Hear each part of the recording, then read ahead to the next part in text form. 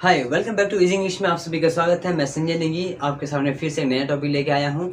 I hope कि आपने पिछला वीडियो देख लिया होगा। अगर आपने पिछला वीडियो नहीं देखा है तो आपको ये जो टॉपिक कराने वाला हूँ ये आपको बिल्कुल भी समझ नहीं आने वाला है। इट मीन्स कि आपको जो कॉमन एरर कराने वाला हूँ मैं एडजेक्टिव का, तो इसके लिए आपको पहले एडजेक्टिव्स को पढ़ना पड़ेगा। अगर आपको एडजेक्टिव का थोड़ा बेसिक कॉन्सेप्ट पता है then you can find common error. तो आपको पहले कॉमन एरर को फाइंड करने से पहले पिछले वीडियो को देखना बहुत ज़रूरी है। अगर नहीं देखा है तो वीडियो ऑलरेडी अपलोडेड है, तो आप उस वीडियो को दोबारा से स्टार्टिंग से देख सकते हैं एडजेक्टिव्स के। ठीक है, आज का जो टॉपिक है वो है एडजेक्टिव्स कॉमन एरर करना है। हमने एडजेक्टिव से क्या करना है, कॉमन एरर। कॉमन एरर का मतलब कि इसमें कुछ मिस्टेक्स है उसे हम फाइंड करेंगे। अब कैसे फाइंड करना है उसके लिए मैं आपको बहुत ही यूनिक कॉन्सेप्ट लेकर आया हूँ। इस वीडियो पे आप बने रहिए क्योंकि ये टॉपिक बहुत इंपॉर्टेंट है। और दूसरी बात ये है कि अगर आपने अपने स्पीकिंग को इम्प्रूव करना है, अगर आपको राइटिंग में दिक्कत आ रहा है, स्पीकिंग में दिक्कत आ रहा है, रीडिंग में दिक्कत आ रहा है, तो अगर आपको पैराग्राफ पढ़ तो ले रहे हो बट आपको मीनिंग नहीं पता आ रहा है, तो इसके लिए आपको क्या करना पड़ेगा, वोकैबुलरी इंप्रूव करना पड़ेगा। यानी कि वोकैबुलरी आपको पढ़ना पड़ेगा। कितना पढ़ना पड़ेगा, कम से कम आपको वोकैबुलरी 5000 आपको कम से कम वोकैबुलरी आपको आना ही चाहिए। देन आप जो है एक अच्छा इंग्लिश बोल सकते हैं, अच्छा इंग्लिश लिख सकते हैं और एक अच्छा इंग्लिश भी समझ सकते हैं। आप जब आपसे कोई बात कर रहे हैं तो उस चीज़ को समझ सकते हैं। जब आपको वोकैबुलरी ही नहीं पता है तो आप इंग्लिश कैसे समझेंगे, कैसे बोलेंगे, बोलना मुश्किल हो जाएगा। तो वोकैबुलरी के भी मैं टॉपिक लेके आने वाला हूँ, बहुत जल्द लेके आऊँगा मैं इस वीडियो में। इस वीडियो में एक नया टॉपिक, नया वीडियो बनाऊँगा जिसमें हमारे सिर्फ वोकैबुलरी का ही सेशन किया जाएगा उसमें। ठीक है, तो वोकैबुलरी भी हम आपके साथ में शेयर करेंगे। कोशिश करेंगे जब भी आपको नए नए वर्ड मिलते हैं, अब आपको इंटरनेट का ज़माना है, सबके पास एंड्रॉयड है, मोबाइल है, स्मार्टफोन्स है, स्मार्ट टीवी है, सब कुछ है, तो आप उसमें क्या कर सकते हैं, हर दिन नए नए वोकैबुलरी फाइंड कर सकते हैं गूगल से। ठीक है, तो उसको आपने यूज़ करना है। जब तक आप यूज़ नहीं करोगे वोकैबुलरी आपको याद नहीं होगा, उसको रटना नहीं पड़ेगा। रटने के बजाय आप उसे यूज़ करो तो वोकैबुलरी आपके माइंड में सेट हो जाएगा और आप उसे डेली यूज़ करते हैं तो बहुत ज़्यादा अच्छा होगा आपके लिए। ठीक है, तो आज का जो टॉपिक है बहुत ज़्यादा इंपॉर्टेंट है। ये इसलिए इम्पोर्टेंट है क्योंकि कहीं लोग नहीं, मैक्सिमम लोग जो है गवर्नमेंट एग्जाम की तैयारी कर रहे हैं, लाइक एसएससी की तैयारी कर रहे होंगे, सीजीएल की कर रहे हैं, आईपीपीएस की कर रहे हैं या फिर बैंकिंग की तैयारी कर रहे हैं। तो वहाँ पर आपको कॉमन एरर में बहुत सारे क्वेश्चंस आते हैं जो कि मैं आपको उस कॉन्सेप्ट के अकॉर्डिंग मैं आपको क्वेश्चन को यहाँ पे सॉल्व कराने वाला हूँ। तो वीडियो पे बने रहिए।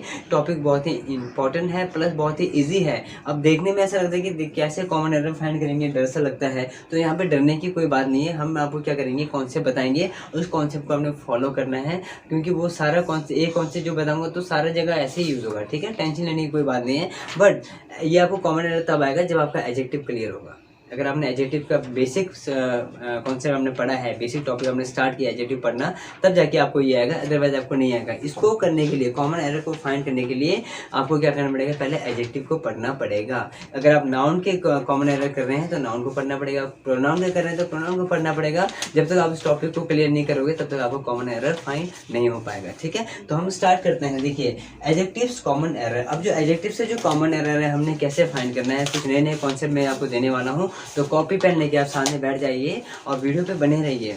और वीडियो को स्टार्टिंग से करना है, बिल्कुल आगे फॉरवर्ड करते देखोगे तो फायदा नहीं होगा। बिल्कुल चलने दे उसे, और यानी कि एंड तक देखना है ताकि आपको जो एक भी कॉन्सेप्ट आपको छूटना नहीं चाहिए। ठीक है ना, अगर आपने सीरियसली सीखना है, कुछ करना है, तो आपको वीडियो को पूरा देखना ही पड़ेगा क्योंकि अगर आप बीच में मिस कर देते हैं तो उस कॉन्सेप्ट छूट जाएगा आपका। ठीक है ना, तो हर एक पॉइंट में नया नया कॉन्सेप्ट ऐड करने वाला हूँ, तो वीडियो पे आप बने रहिए। ओके, तो हम पढ़ते हैं। देखिए, सबसे पहले क्या है, the hard you work the more you will be paid, no error.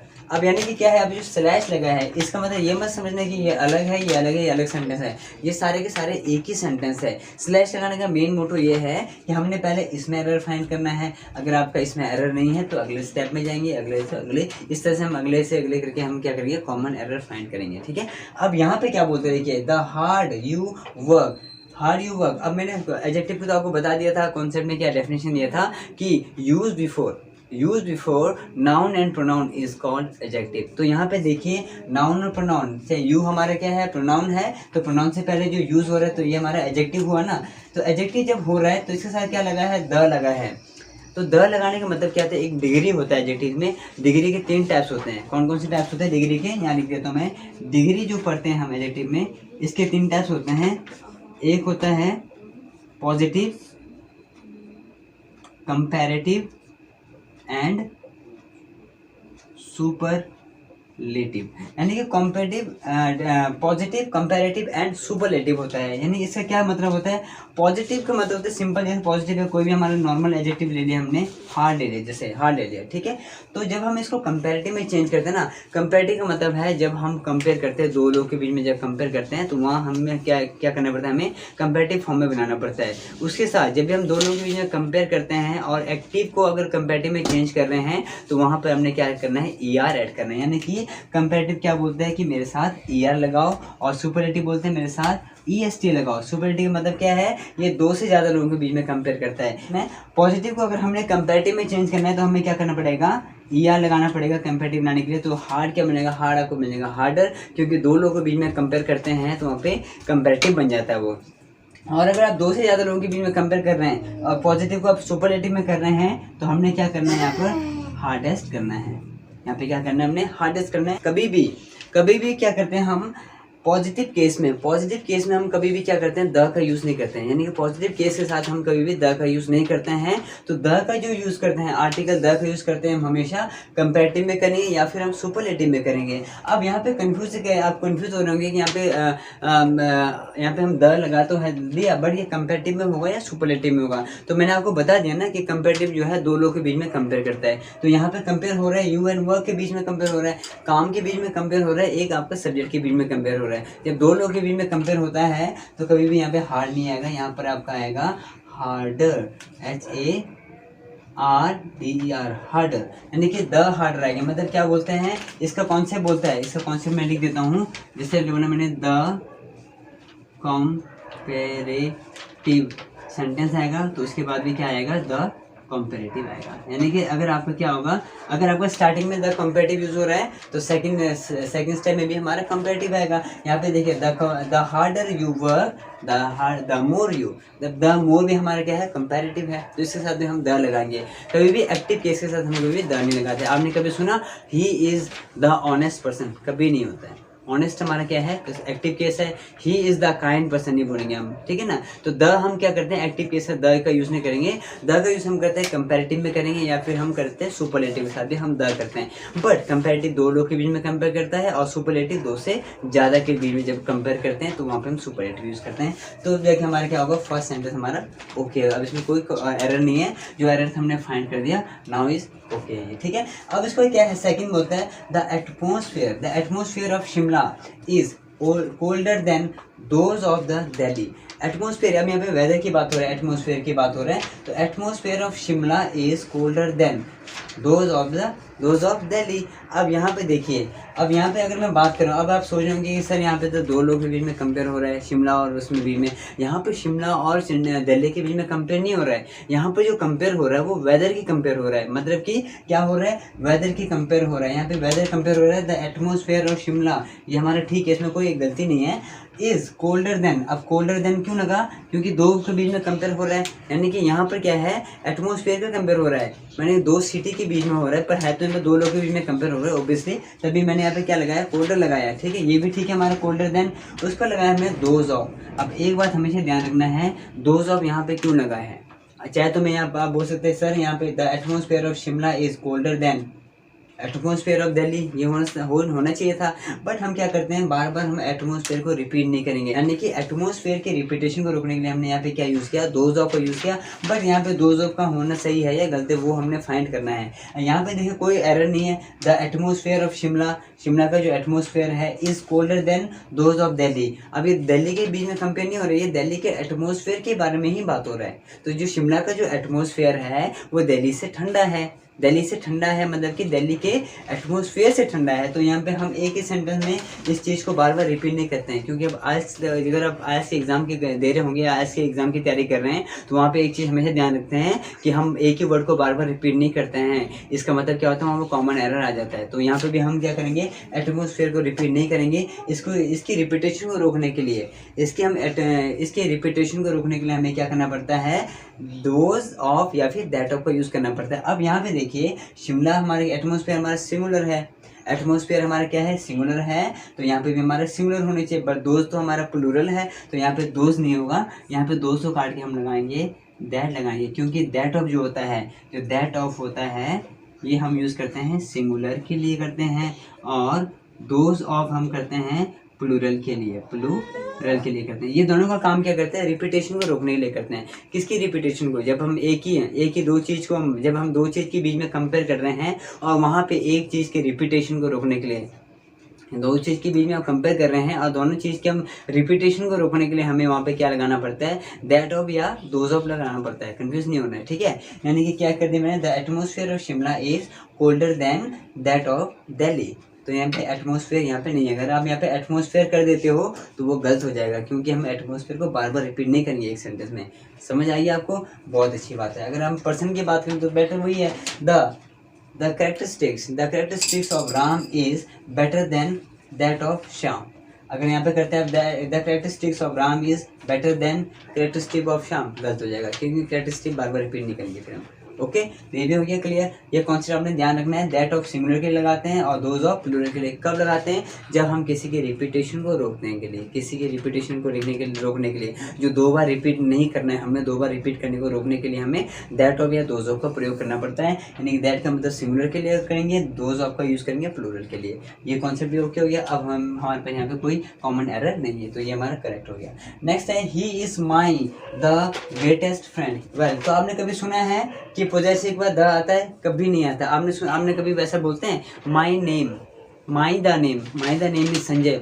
आप कभी अपना इंट्रोडक्शन देते हैं? नहीं देते हैं। पोजेसिव के बाद कभी भी आर्टिकल द का यूज़ नहीं किया जाता है। तो यहाँ पे क्या होगा, गलत। अब यहाँ पे ग्रेटेस्ट है तो द किया जाता है, बट ये भी तो देखो ना, पोजेसिव है। पोजेसिव के बाद हम कभी भी द का यूज़ नहीं करेंगे, तो यहाँ पे द नहीं आना चाहिए। अब हमारा सेंटेंस क्या हो गया, सही हो गया। अब क्या है, he is my greatest friend, he is my greatest friend. Greatest का मतलब होता है अच्छा से भी अच्छा, बहुत अच्छा। ग्रेटेस्ट का मतलब होता है बहुत ज़्यादा अच्छा है, ठीक है ना। तो वहाँ पे हम ग्रेटेस्ट फ्रेंड लगा सकते हैं। अब यहाँ पे हम क्या करेंगे, द को नहीं काटेंगे, बट ग्रेटेस्ट है द तो लगता है, बट इससे पहले हमें ये भी देखना है कि पोजेसिव है, तो पोजेसिव के बाद कभी भी द का यूज़ नहीं करते हैं या आर्टिकल का यूज़ कभी नहीं करते हैं, ठीक है। इसके बाद है Ram is senior than him.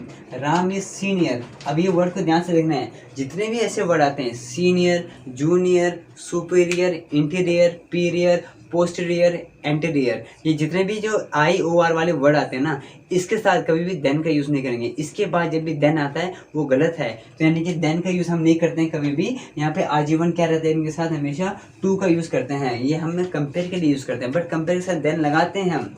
Compare करने को तो देन लगाना ही पड़ेगा। He is better than me, he is better than me बोलते हैं, बट वहाँ पे बेटर आ गया, पर वहाँ पे हमारे पास सीनियर नहीं आ रहा ना। यानी कि जहाँ पे IOR नियर, जैसे senior, junior, superior, interior, posterior, prior, इन सब के साथ हम क्या लगाते हैं, टू लगाते हैं। इसके बाद हम कभी भी देन का यूज़ नहीं करते हैं। इसको अपने दिमाग में रखना है। और ये जो टॉपिक आएगा प्रेपोजिशन में, मैं आपको स्पेशली इसके लिए टॉपिक लेके आऊँगा, तो वहाँ पे आप अच्छे से पढ़ेंगे, ठीक है। देन उसके बाद है माई पेन इज़ सुपीरियर। आगे यहाँ पे देखो, my pen is superior than your. Superior than गलत करके हम क्या करेंगे, यहाँ पर टू लगा देंगे। तो बताइए कहाँ है मुश्किल? कोई मुश्किल है यहाँ पे? कोई मुश्किल नहीं है। मेन चीज़ क्या है, कॉन्सेप्ट को समझना है। जब आपको कॉन्सेप्ट समझ आ गया तो आप जो ऐसे कॉमन एरर इजीली आप फाइंड आउट कर सकते हैं। तो यहाँ पे कोई एरर नहीं था, कोई प्रॉब्लम नहीं था आपको एरर फाइंड करने के लिए। क्यों? क्योंकि मैंने आपको कॉन्सेप्ट बता दिया। तो ऐसे ही इस कॉन्सेप्ट को समझना है। यानी कि जब भी हम द लगाते हैं, द कभी भी एक्टिव डिग्री के साथ, या एक्टिव डिग्री बोलते हैं या फिर केस बोल सकते हैं, एक्टिव केस के साथ हम कभी भी द आर्टिकल का यूज़ नहीं करते हैं। द करते हैं तो कंपैरेटिव से करेंगे या फिर सुपरलेटिव के साथ करेंगे। और कंपैरेटिव का मतलब होता है दो लोगों के बीच में कंपेयर करते हैं तो उसे कंपैरेटिव कहते हैं, और ये अपने साथ ER लगाते हैं। और सुपरलेटिव है, दो से ज़्यादा लोगों के बीच में कंपेयर करेंगे तो ये अपने साथ क्या लगाएंगे, EST लगाते हैं। ओके, ये तो हुआ था। और जब मैं अब सेकंड क्या था, एटमॉस्फेयर ऑफ शिमला। अब जब दो लोगों के बीच में क्या है, जब दो चीज़ के बीच में, जब दो चीज़ का जब बात हो रहा हो, जब दो चीज़ का बात हो रहा हो एक ही टॉपिक को लेके, तो वहाँ पे हमें एक चीज़ के रिपीटेशन को रोकना पड़ता है। और एक चीज़ के रिपीटेशन को रोकने के लिए हमें दैट ऑफ या फिर दोज ऑफ का यूज़ करना पड़ता है किसी भी हालत में। और अगर आप एक ही वर्ड को बार बार रिपीट करेंगे तो वहाँ पर क्या होगा आपका, कि वहाँ पर आपका सीरियस कॉमन एरर फाइंड हो जाएगा। सीरियस कॉमन एरर यानी कि वो सेंटेंस ही गलत हो जाएगा आपका। अगर आपने बिल्कुल सही लिखा है बट आपने दो बार रिपीट कर दिया गलत, तो उसको रोकने के लिए हमें क्या करना पड़ेगा, दैट ऑफ या दोज ऑफ करेंगे। दैट ऑफ सिंगुलर के लगाते हैं, दोज ऑफ प्लूरल के लगाते हैं। नेक्स्ट इसमें क्या बताया मैंने कि पोजेसिव के बाद पोजेसिव एडजेक्टिव, ये जो माई है पोजेसिव एडजेक्टिव है, इसके बाद हम कभी भी क्या नहीं करते हैं, आर्टिकल का यूज़ नहीं करते हैं। इसके बाद हम कभी भी आर्टिकल पोजेसिव माइन हो गया, something belongs to people, my is possessive, तो पोजेसिव के बाद कभी भी हम आर्टिकल का यूज़ नहीं करेंगे, तो ये वाला सेंटेंस गलत हो जाएगा। Ram is senior, junior, superior, anterior, prior, इन सब के बाद हमेशा टू लगता है, देन यूज नहीं होता है। तो ये था हमारा कॉमन एरर एडजेक्टिव के। तो इस कॉन्सेप्ट को हमने ध्यान से देखना है, वीडियो अगर समझ नहीं आया तो रिपीट करके देखना है, शुरू से देखना है, एंड तक देखना है, और बीच बीच में फॉरवर्ड करते नहीं देखना है, शुरू से देखना है, ताकि आपका एक भी कॉन्सेप्ट नहीं छूटना चाहिए। अगर आपका एक कॉन्सेप्ट नहीं छूटता है तो एसएससी में ऐसे ही क्वेश्चन आते हैं, वहाँ पे एरर फाइंड करना पड़ता है, फटाफट करना पड़ता है। फटाफट कब होगा? जब आपको कॉन्सेप्ट पता होगा। अगर कॉन्सेप्ट नहीं पता है, आपको इस चीज़ का एरर फाइंड करना नहीं आ रहा है, तो डरने की बात नहीं है। उसको पहले क्या करना पड़ेगा, आपको एडजेक्टिव पढ़ना पड़ेगा। एडजेक्टिव पढ़ेंगे तब जाके आपको समझ आएगा, वरना ये चीज़ समझ नहीं आने वाला है। ओके, ठीक है, वेरी गुड। अब मैं थोड़ा सा इसको इरेज करके मैं आपको थोड़ा डिग्री के बारे में इंट्रोडक्शन करा देता हूँ कि डिग्री होता क्या है, किस तरह से हम डिग्री बनाते हैं। इसके जरूर ये कंपल्सरी नहीं होता कि सब में ERA लगता है, सब में EST लगता है, कुछ अलग कॉन्सेप्ट भी है, कुछ एक्सेप्शंस होते हैं इसके अंदर। तो जो एक्सेप्शंस वर्ड है वो मैं आपको दिखाने वाला हूँ, ठीक है। तो मैं इसे पहले इरेज कर देता हूँ, फिर हम डिग्री करते हैं। डिग्री की बात करें, डिग्री के 3 टाइप्स होते हैं, एक्टिव, कंपैरेटिव, सुपरलेटिव। बोलते हैं कंपैरेटिव की मेरे साथ क्या रखो, ER रखो बोलता है, और सुपरलेटिव बोलते हैं मेरे साथ EST लगाओ।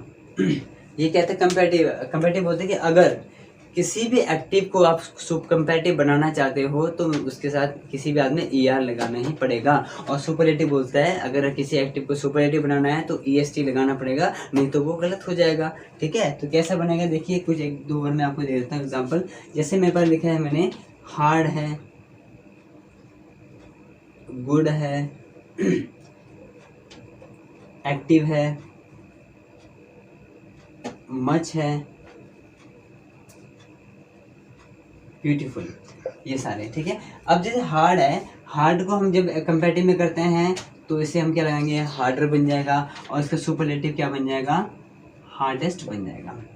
ओके, कोई गलती नहीं है। उसका गुड का देखिए, गुडर, गुडेस्ट, कभी सुना आपने गुड, गुडर, गुडेस्ट? नहीं सुना ना। ये आपका देखो जो डिग्री में करा रहा हूँ ये आपका आगे एडवर्ब में भी आएगा। एडजेक्टिव में कर रहे हैं अभी हम, आगे ये एडवर्ब्स में भी आएंगे, वहाँ पे भी हमें आपको यही टेबल आपको समझाना पड़ेगा। तो आप इसी से एडवांस में यहीं पे समझ जाइए आप, ठीक है। तो यानी कि गुड का कभी गुडर नहीं बनेगा, गुड का हमेशा क्या बनता है, good better, good better best. Good better best मतलब कि यहाँ पे ER आ गया और EST आ गया, बन गया गुड बेटर बेस्ट। गुड हमारा एडजेक्टिव है, ये आपका कंपैरेटिव है, ये हमारा सुपरलेटिव है।